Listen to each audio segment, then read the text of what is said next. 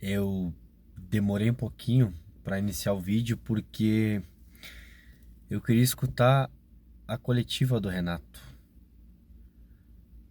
E olha, se arrependimento matasse, eu tava mortinho.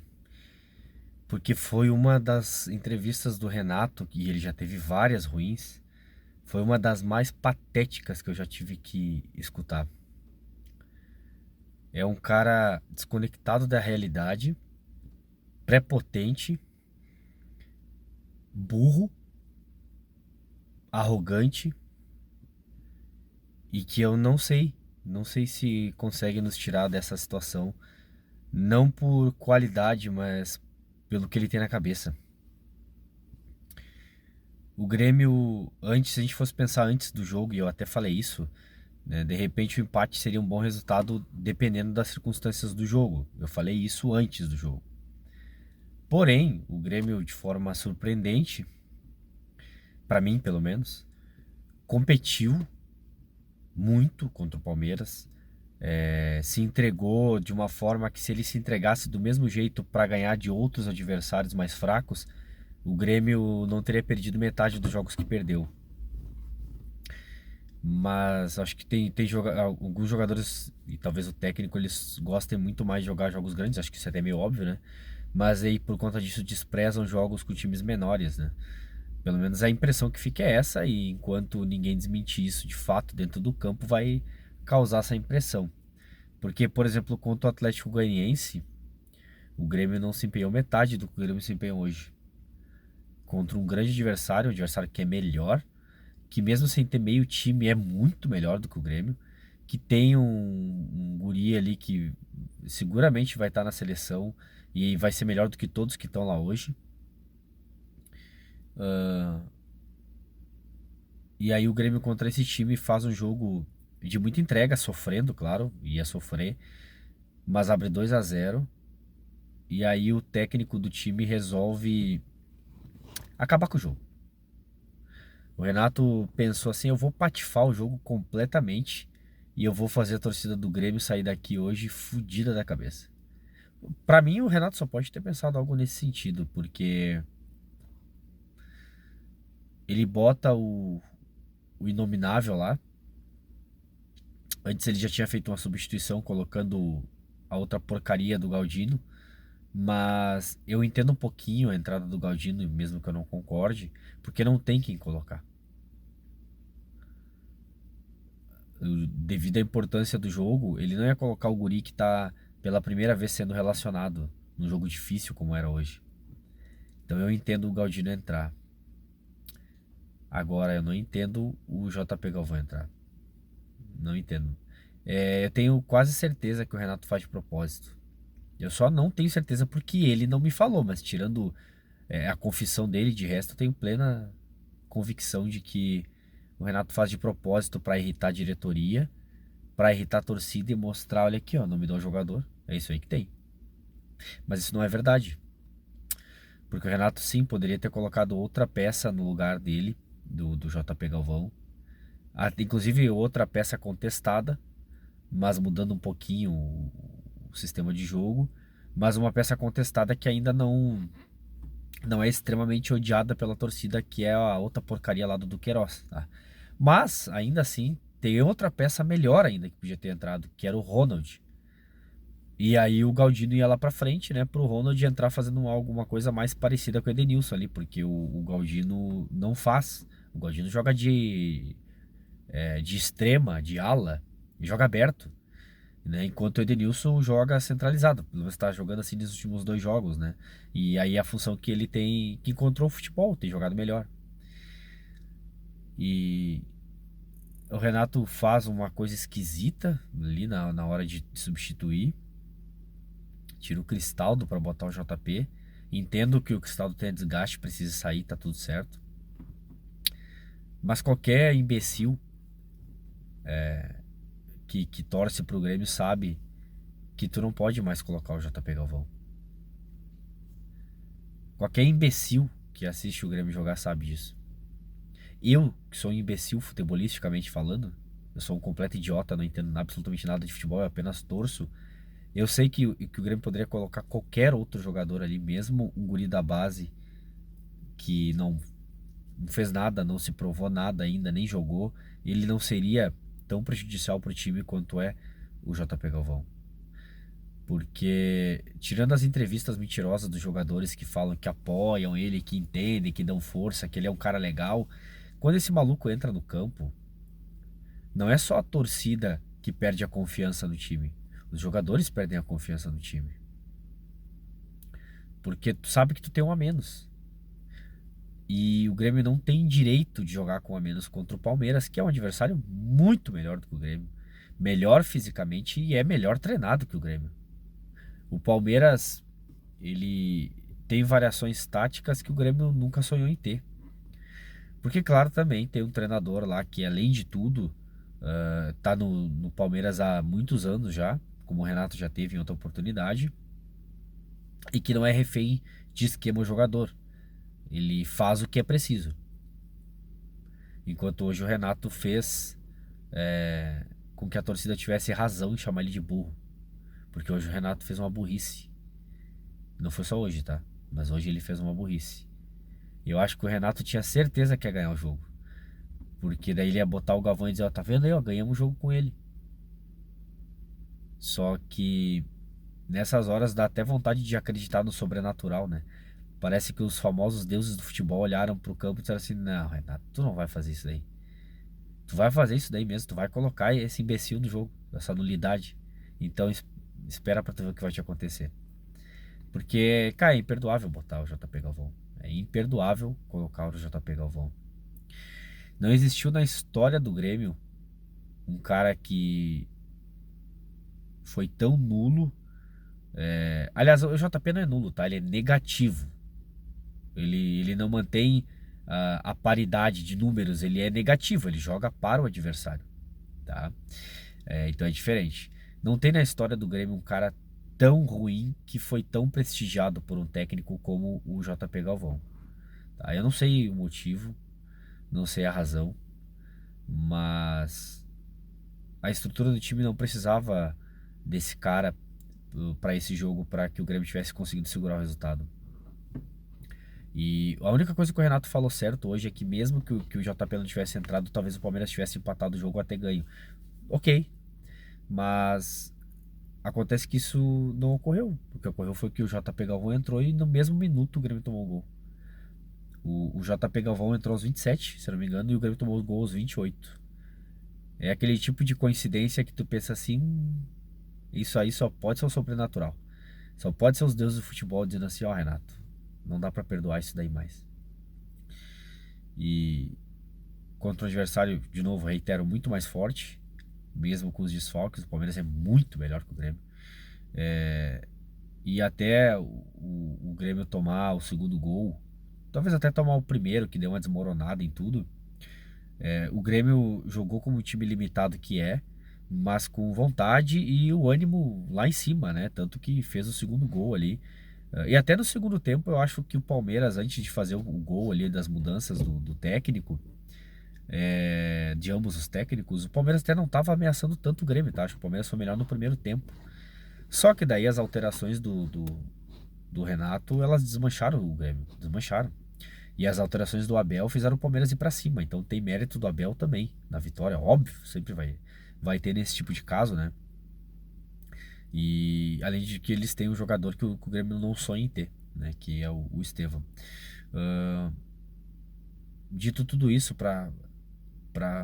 como se não bastasse a gente estar passando por tudo isso, o Renato na coletiva disse que o Marquezine não vai jogar contra o Juventude. Aí a gente pensa que isso só pode ser para desmobilizar a torcida, para irritar o torcedor, para debochar da gente, debochar do valor que eu pago por mês ali enquanto sócio. E não é um valor irrisório, para muita gente no Brasil não é, para mim não é um valor irrisório. Há um impacto para pagar minha mensalidade, mas que eu não abro mão porque eu quero ajudar o clube, eu quero também poder ir aos jogos. E todos os jogos que eu não consigo ir, né, nessa fase agora fora do estado, todas as vezes eu emprestei o meu ingresso para que alguém pudesse ir, obviamente sem cobrar nada. E aí, como retorno, a gente tem um time na zona de rebaixamento e tem um treinador que debocha do sócio e da torcida, além dos dirigentes, né? Mas isso é o papo para outro vídeo. A gente tem um treinador que debocha da torcida, promovendo novamente um rodízio de goleiro. Quando o Marquezin se afirma completamente, e hoje não passa por ele a derrota, o empate, os gols, né? Não passa por ele. Muito pelo contrário, né? Se não fosse o Marquezin, de repente o Grêmio nem teria saído ganhando o jogo. Se bem que talvez sim, né? Porque foi com 2 minutos o gol, só que aos 50 ou 40 segundos o Palmeiras já tinha perdido um gol, né? No primeiro tempo. Mas enfim, se não fosse o Marquezin, de repente a coisa teria sido bem pior. E aí qual é o prêmio? O prêmio é o Marquezin ir pro banco no próximo jogo. Eu não sei que desgaste o Marquezin enquanto o goleiro pode ter que justifique ele ir pro banco, sabe? O Renato tá perdido, assim, perdido completamente. Eu acho que ele fica até o fim do ano aí, pro ano que vem a gente tem que procurar outro cara pra mudar de rumo, sabe? É, e, só que assim, o Grêmio precisa se profissionalizar também. O Grêmio é um clube semi-amador, ou amador, no que se refere à gestão. E aí o Renato, né, deita e rola e aproveita para fazer tudo isso que ele faz, porque o Renato tem que resolver tudo que a direção não consegue. É o Renato que tem que contratar, é o Renato que tem que negociar, é o Renato que tem que profissionalizar parte do futebol que não é profissionalizada. Enfim, o Renato é muito culpado, ao mesmo tempo que ele é vítima do amadorismo do Grêmio.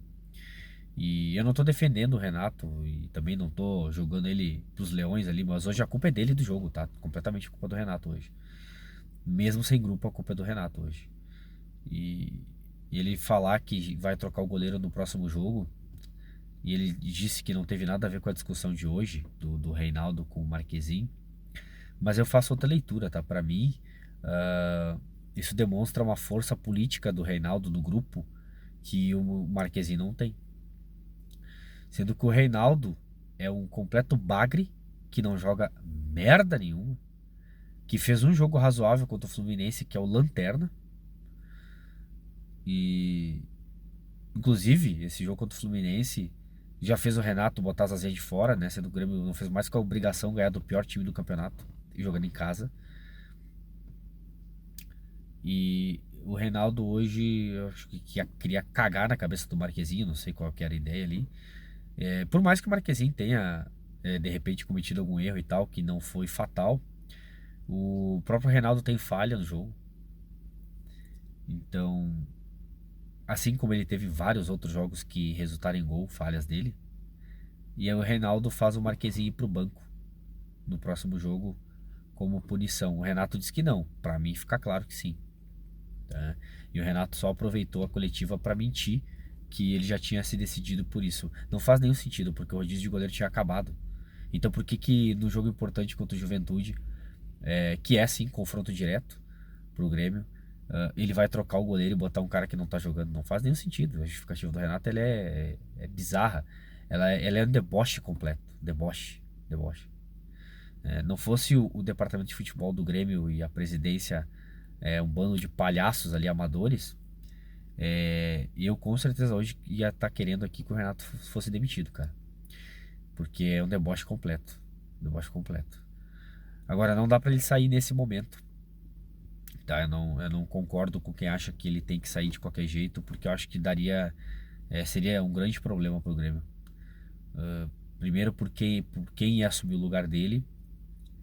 E segundo, que a direção ainda ia ficar mais perdida do que ela já tá.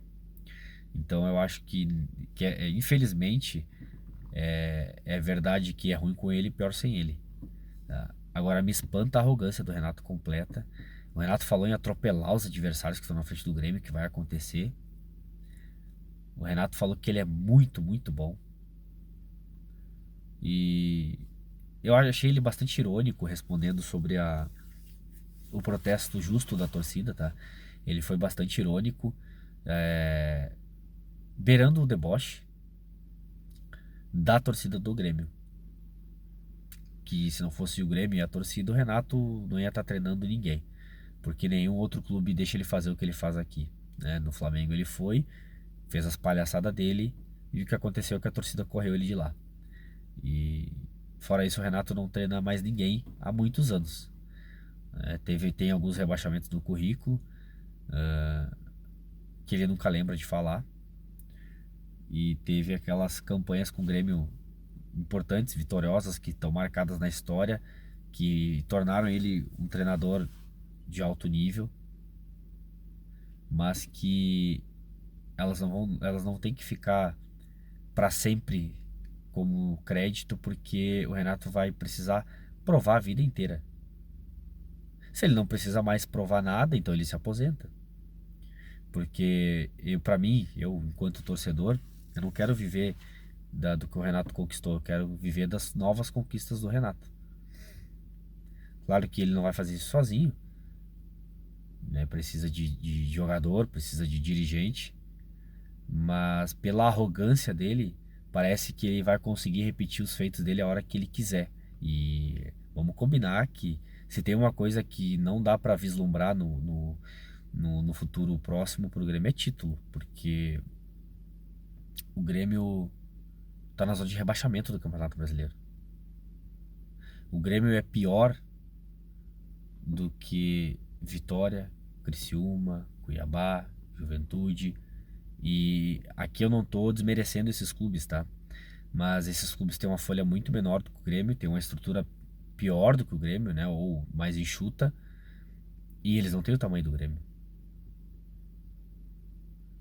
Então, na verdade, quem tá se apequenando é o Grêmio, né? Ficando atrás desses clubes que o Grêmio tem por obrigação tá na frente.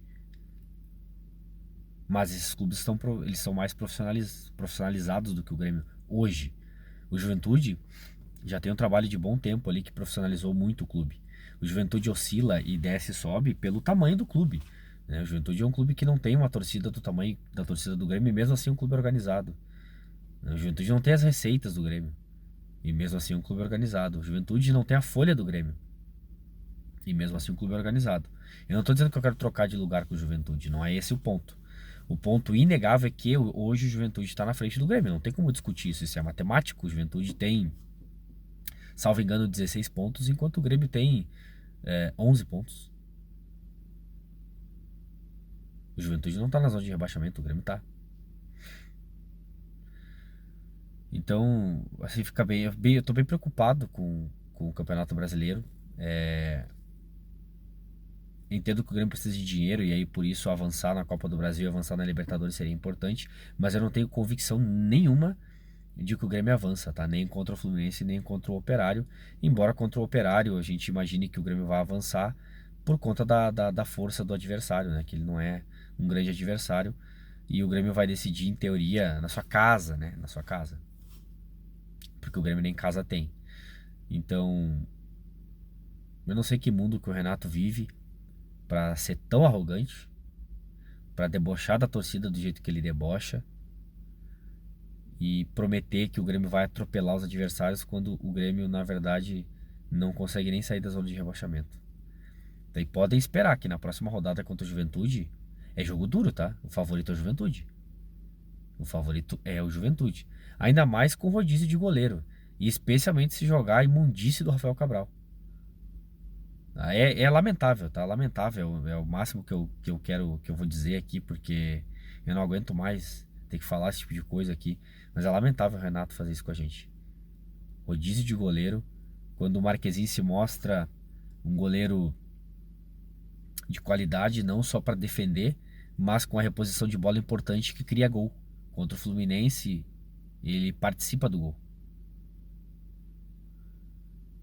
Então, qual o prêmio dele por ele participar de uma vitória importante e evitar uma derrota no outro jogo? O prêmio é ele pro banco. Com isso eu encerro porque hoje simplesmente é indefensável tudo que o Renato fez, exceto o time que saiu jogando, que foi ok.